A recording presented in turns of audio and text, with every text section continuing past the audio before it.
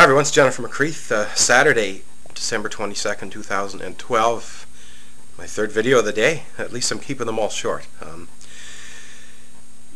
We can't let the year go by without at least one video by Jennifer McCreath talking about Muskrat Falls. Probably by far the biggest and most dominating news story in this province in at least as long as I've been here. This thing's been brewing for years, and all of a sudden we had 3 bills dropped on the House of Assembly literally a week before Christmas by the governing party, the Conservatives. Leading up to this dropping of bills was a lot of concern by opposition and public about the lack of information about this project and the lack of, I guess, debating. So the Liberal and NDP opposition parties took advantage of the opportunity of the concept of a committee. Whenever a bill is tabled in the House, it must go through 3 readings. One of the requirements is that after the second reading of any bill, it goes to a committee for review, in which members of any party can raise, I guess, amendments, questions, concerns, etc.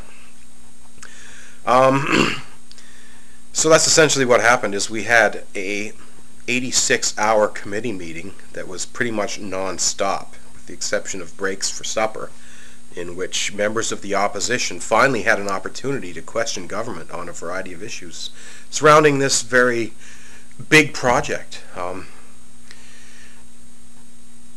I kind of consider myself out there with the public. I did not really have an opinion on this because I wasn't aware of all the information. And when people asked me what I thought of Muskrat Falls project, my issue and answer was, well, I don't know enough about this. I'd like to see more information about it.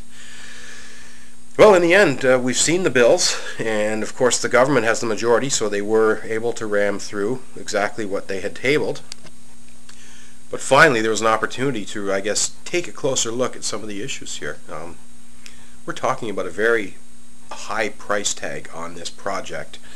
Estimates of $8 to $10 billion to build, I guess, an energy processing facility on the Churchill River that will allow the government of Newfoundland and Labrador's Crown Corporation, Nalcor, to create energy out of this waterfall. I honestly don't know much about the science and the physics of that, but it's something that can be done. Sounds like a good idea to me. Take advantage of a natural resource to provide energy to yourselves. I guess the bigger question and challenge, though, was there are some partnerships involved in this project, and Newfoundland is now essentially at the mercy of these partners, and if the partners don't pull their weight, this project might completely flop. It could risk bankrupting the province, and it could risk turning over the product and the facility to either a third party or the government of Canada, as it is my understanding. Furthermore, government has essentially given themselves a monopoly on power production. Nobody else will be allowed to create, produce, or sell power in the province. What happens if technology improves 2, 3, 4, 5, 10, 20 years from now? Maybe it will be cheaper to produce wind power than waterfall power. Well, no one's going to be allowed to do that. How much money is it going to cost to produce this, to create this project, build this facility, and then operate it? What if it costs more than we think it's going to cost? Who pays? Well, you and me, folks, the people who are the taxpayers. They call them the ratepayers. If you want power, you got to buy it from them, and you got to pay whatever they say it costs. So if you want your house heated, you want light, guess what? We're now under the mercy of a monopoly, which I find very ironic that a conservative government would not only create a monopoly, but give it to themselves. That's generally not what my understanding of the conservative philosophies are. Ultimately, it doesn't really matter what I think. The project's happening. I definitely have concerns as a ratepayer and a taxpayer. Even more so, I have concerns about what I feel has been a lack of transparency and accountability throughout the process. It shouldn't have to take a 86-hour filibuster in order to get questions answered, and ultimately the questions that were raised in the filibuster, it's funny, I spent a lot of time observing a filibuster we had earlier this year on the Privacy and Access to Information bill, a bill that severely restricted public access to sensitive government information. There were a lot of serious questions, and at least finally we were able to gain an understanding of, okay, well, what's really happening here? Who's doing what? Who's going to have what powers? And who's going to have what responsibilities? And who's going to be on the hook if something goes wrong? It is what it is. Why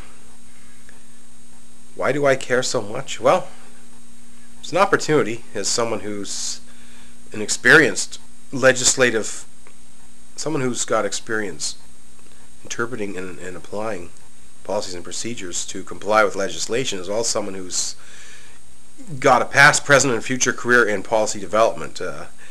I was very interested in the final product as well as the process, and ultimately I think I can help improve processes for which future governments create policies and procedures, acts and legislations, and roll it out. I've learned a lot from studying this. I think I've also made a name for myself. It's a lot of fun. Twitter. Controversial question is, should members of Parliament, or I guess provincial members of Parliament, House of Assembly, should they be allowed to be sitting there on Twitter having arguments with the general public during the middle of a debate like this? And it was an interesting opportunity for me to have real-time access to the eyes and ears of the people in that house debating this issue. One, it allowed me to represent, I guess, a lot of the people who have concerns, raise issues as well. Plus, I got further eyes and ears.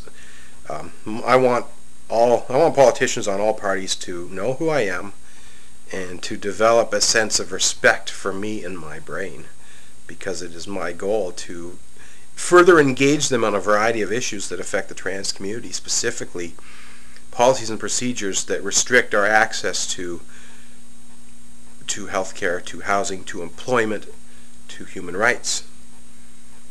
I was also hoping I would be able to demonstrate to members of the public what I can potentially bring to the table. I've said it before, that I was contemplating a career as a politician and that I would seek to run for office. I've put that on and off the table, but I think it's back on the table. Not only do I think I can help make this province better, this city better, but I think there's a chance that people will believe in me, and that if I throw my name on a ballot, there's a chance that I can do fairly well with that. And yeah, pay attention, folks. The biggest problem we have right now with our government is the fact that people are indifferent. People aren't voting, therefore people are getting put into positions of power without necessarily having the full trust and confidence of the people. You want a good government, people, you pay attention. Put pressure on the folks that are there. Put pressure on the folks who are seeking to run for office in the future. And do your homework. Make sure that you vote for and elect the best possible people. While there's a lot of great debate, there was also a lot of ridiculous, awful gamesmanship in which we saw a lot of disrespectful comments and behaviors. We had swearing, we had people degrading each other, and we even had one particular MHA make very sexist remarks against a particular woman in the house. I'll get onto that in a different video. But yeah, clean up your act, folks. If it's one thing to be impolite on Twitter, but it's totally different in the house, especially if you're a member of the House of Assembly. You got to watch what you do and what you say. Anyways, that's Jennifer McCreath's thoughts on Muskrat Falls, if that made any sense. Thanks for watching.